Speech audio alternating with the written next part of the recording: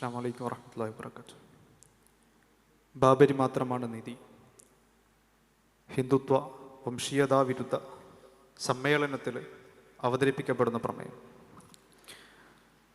ബാബരി മണ്ണിലെ രാമക്ഷേത്ര നിർമ്മാണം ഹിന്ദുത്വ വംശീയതയുടെ രാഷ്ട്രീയ അജണ്ട.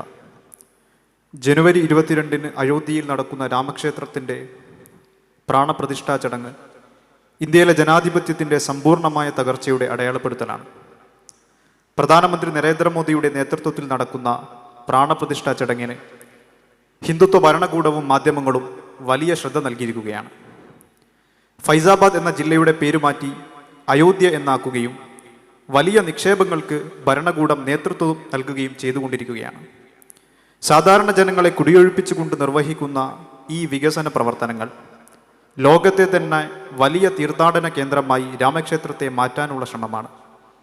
രാമക്ഷേത്ര നിർമ്മാണം ഏറ്റവും വലിയ പുണ്യപ്രവർത്തനമായി ചിത്രീകരിക്കുവാനുള്ള കൊണ്ടുപിടിച്ച ശ്രമങ്ങൾ ഭരണകൂടവും സംഘപരിവാറും ഒത്തുചേർന്ന് നിർവഹിക്കുകയാണ്. അതിൻ്റെ ഭാഗമായി സമൂഹത്തിൻ്റെ വിവിധ തുറകളിലുള്ളവർക്ക് അക്ഷതം വിതരണം ചെയ്യുകയും വിപുലമായ പ്രചാരണം ഉണ്ടാക്കിയെടുക്കുകയുമാണ് ഇപ്പോൾ നടക്കുന്നത്. രാമക്ഷേത്രത്തെ രാജ്യത്തിൻ്റെ പ്രധാന കേന്ദ്രമാക്കി മാറ്റിയെടുക്കാനും ഹിന്ദുത്വ രാഷ്ട്രീയത്തെ സ്വാഭാവികവൽക്കരിക്കുവാനുമുള്ള ദീർഘമായ സംഘപരിവാർ അജണ്ടയുടെ ഭാഗമാണ് ഇതെല്ലാം.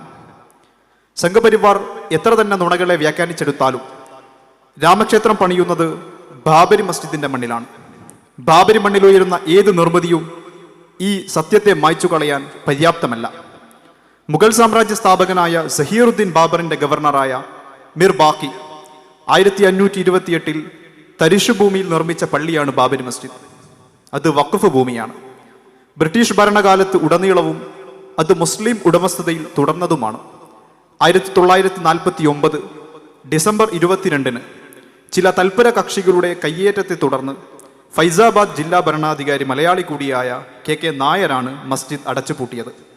തുടർന്ന് സജീവമായ നിയമവ്യവഹാരങ്ങളിലേക്ക് ഈ വിഷയം എത്തിപ്പെട്ടു.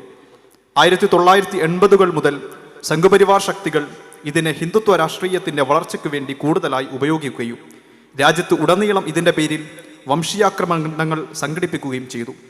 1992-ലെ കർസേവയും 2019-ലെ ജുഡീഷ്യൽ കർസേവയും ഈ ചരിത്രത്തിൻ്റെ തുടർച്ചയാണ്. സ്വതന്ത്ര ഇന്ത്യയിൽ ഉടനീളം സംഭവിക്കുന്ന മുസ്ലിം അപരവൽക്കരണത്തിൻ്റെയും മുസ്ലിം സമുദായത്തോടുള്ള നീതി നിഷേധത്തിൻ്റെയും നേർചിത്രമായി മാത്രമേ ബാബരിയുടെ ചരിത്രത്തെ കാണാൻ കഴിയൂ. രാമക്ഷേത്രം പരിപൂർണമായും ഹിന്ദുത്വ വംശീയതയുടെ രാഷ്ട്രീയ പദ്ധതി മാത്രമാണ്. രാമനെയും രാമായണത്തെയും കേന്ദ്രീകരിച്ച് ഹിന്ദു എന്ന ഏകശിലാത്മകമായ ഒരു സ്വത്വം രൂപീകരിച്ചെടുക്കുന്നതിനാണ് ഇത്തരം പ്രമേയങ്ങളെ കേന്ദ്രീകരിച്ച വംശീയ അജണ്ടകൾ അവർ നടപ്പിലാക്കുന്നത്. അടിസ്ഥാനപരമായി തന്നെ കീഴാള സമുദായങ്ങൾക്കും ജാതികൾക്കും എതിരായ ഈ വംശീയ പ്രത്യയശാസ്ത്രം മുസ്ലിം എന്ന അപരനെ നിരന്തരം പൈശാചികവൽക്കരിച്ച് നിലനിർത്തുകയായിരുന്നു. ഹിന്ദു മുസ്ലിം സഹിഷ്ണുത എന്ന സാമ്പ്രദായിക മതേതര പരിപ്രേക്ഷ്യത്തിന് ഹിന്ദുത്വ വംശീയതയുടെ ബഹുമുഖമായ ഹിംസാത്മകളെ അഭിമുഖീകരിക്കാൻ സാധിച്ചിട്ടില്ല. ഹിന്ദു മതേതര ബോധത്തിന് അകത്തുനിന്നുണ്ടായി വരുന്ന ഈ സമീപനം കാരണമാണ് കോൺഗ്രസ് അടക്കമുള്ള മതേതര പാർട്ടികൾക്ക് രാമക്ഷേത്ര വിഷയത്തിൽ ശക്തമായ നിലപാടെടുക്കാൻ സാധിക്കാത്തത്.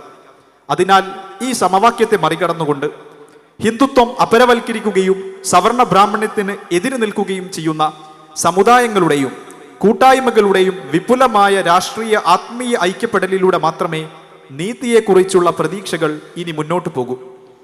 ബാബരി മസ്ജിദ് ശക്തമായൊരു രാഷ്ട്രീയ സന്ദേശമാണ്.